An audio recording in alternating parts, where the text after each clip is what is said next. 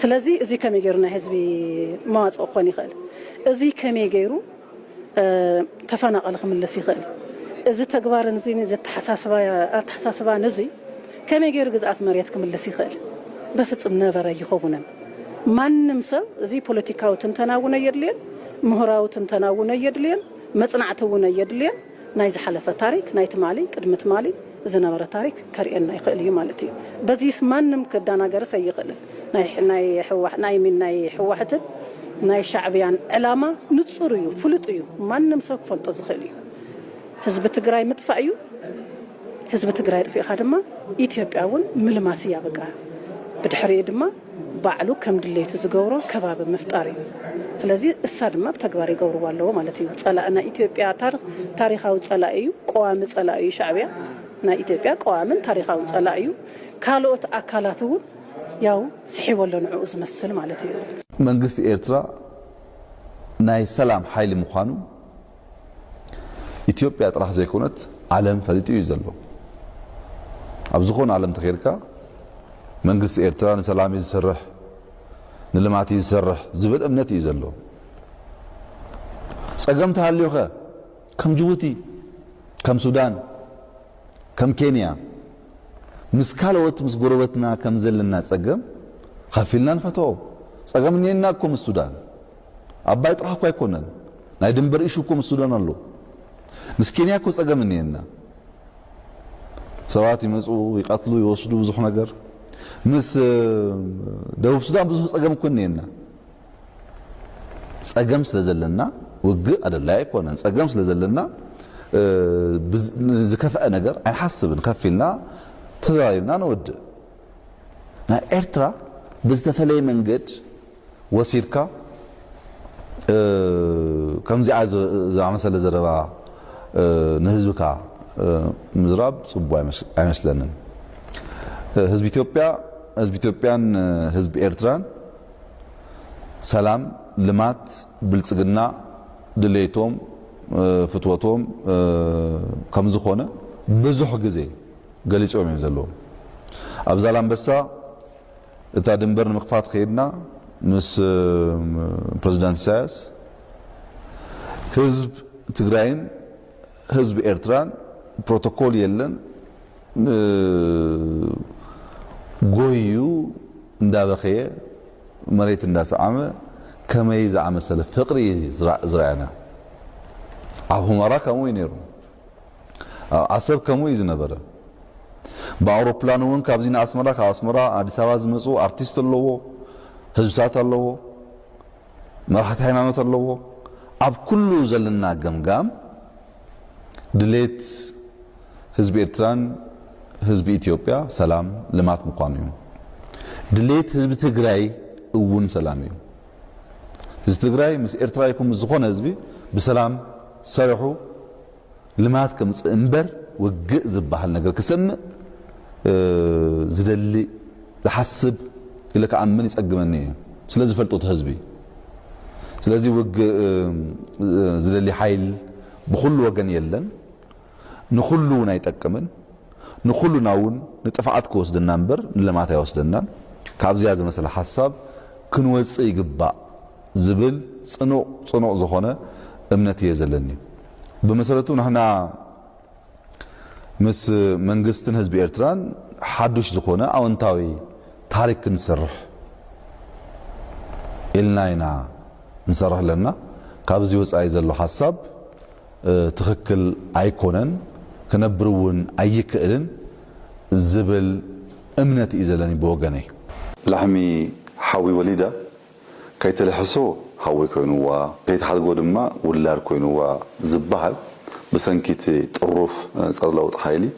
ህዝቢ ዘይደሊ ዋጋ ከፊሉ እቲ ጥሩፍ ሓይሊ መጻኢቲ ኢትዮጵያ ኣብ ኩነተ ምትፍናንን ምጥርጣርን ክትነብር እዩ ሰሪሑ ኩሉ ሻዕ ኢትዮጵያ ፀደፈት ቅጠፍያ ፈረሰት ኣይትነብርን እናተባሓለት ኣብ ዘይተዛዘመ ህንፀት ሃገረ መንግስቲ ክትነብር እዩ ሰሪሑ ከም ጥሩፍ ሓይሊ መጠን ድማ ንሓይልታት ፀጥታ መሳሪ ጭቆና ገይሩ ይጥቅም ነይሩ ስለዝኮነ ተስፋ ነፃነት ከቀሕም ገይሩ ጥሩፋት መራሕቲ ህወሓት ግን ኮነ ተባሂሉ ብፍላይ ንዓቶም ንምጉዳእ ዝመፀ ገይሮም ተረዲኦም እዚ ከምኡ ኢሎም ኣሚኖም ጥራሕ ዘይኮነስ ከም ናይ ሞትን ህየትን ብምርኣይ ናብ ግጭት ምእታው ብቸኛ ኣማራፂ ገይሮም ወሲዶም ብወገነይ ከም ኩሉ ዜጋን ውዳበን ኣብ ተሓድሽ ዲሞክራሲያዊ መድረክ በነፃ ክዋሰው ምኽኣሉ ነይሮም ኢለ ኣምን እንተኾነ ጥሩፍ ሃይሊ ካብታ ናይ ቅድሚ 50 ዓመት እምነት ፍህም ኣይበለን እዚ ድማ አጸጊምዎ መስተለውጥ ሓቢሩ ንምኻድ ጸገም ፈጥርዎ ማለት እዩ ንኣብነት ናይ ለውጥ ሃይሊ ዓለም ዝገረመ ተዓምራዊ ለውጥታት የምጽሎ እቲ ጥሩፍ ሃይሊ ብወገን ኣብ ክንዲ ምስ ሃይል ለውጢ ተስማሚው ህዝቡን ነፍሱን ዝለውጥ ምስ ጭነለ መዓት ዘይፈልጡ ሃይልታት ድህርነት ወደኽደኽ እናበለ ይዝርከብ كم أود كلبي دما مس منسي تجراي مس عبارات تجراي مس مهارات دياسبورا مس من لحظة تجراي أب كبيد كرهنة تاتيو بوجني رجز أينا خوينا خزارب زخل منسي سلطان هيزو أنت زخون أبز كله تعط عين عتون نيرنا إلى زعمن مكنياتو بزبناي ቋንቋ ክንረዳዳ ስለንክእል ንሕና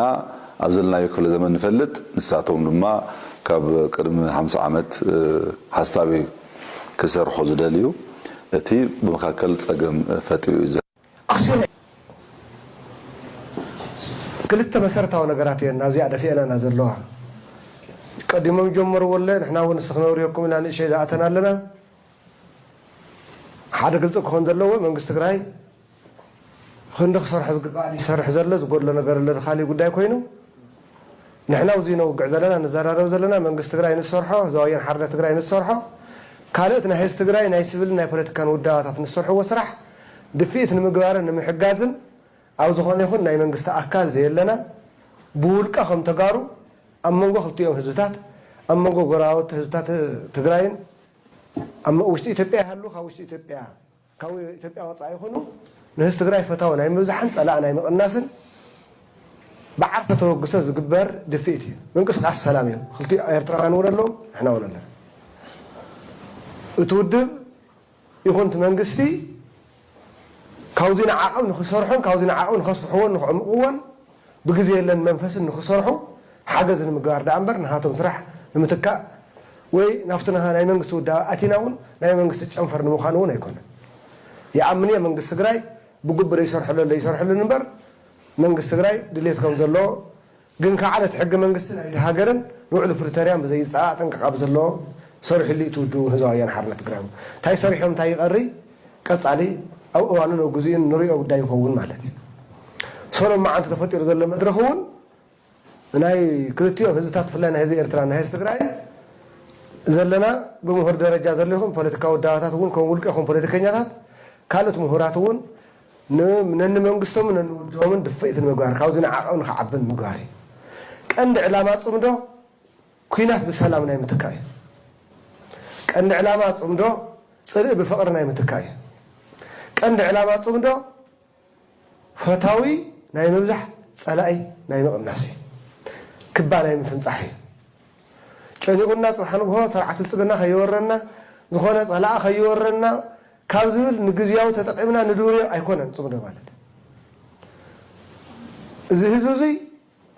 زخل عمتات بحارة تسوي تقاليش درجة أكل سرعة وجدو بخلتي جز بزلوا مرحة سحتات تسبوز جورد الله مسيلوهم تسبول كيقون هاللخن انتس بخالي من قدي كوداتات وناي بوليتيكا ودات انت سرحق كذا يمرأي شورت سايت مخال زي خسر رأينا زرخهم عوتات كيس سماقركم زروك عوتنا ورقة تغيريه أحد مقابركم زي تغيري أصدقون يريه تقرأي على إثيوبيا على إرترا مزجورية ولا عبتون عوتة يكون اسك سارع خوينا ኤርትራውያን ኣብ ልዕሊ ትግራይ መዝጊብናዮ ወይ ልዕሊ ኢትዮጵያ መዝጊብናዮ ዝብለውን ዓወት ኣይኮነስ ክሳራ ይኹን ረእይዎ ኸሪቱ ህዝቢ ቅድሚ ሃገሩ ምፅሓፍ ዝኸኣለ ቅድሚ ሃገሩ ተማሃረ ቅድሚ ሃገሩ ዝሰልጠነ ቅድሚ ሃገሩ ምሕራስን ዘመናዊ ኑሮን ዝኸኣለ ህዝቢ ብሰብ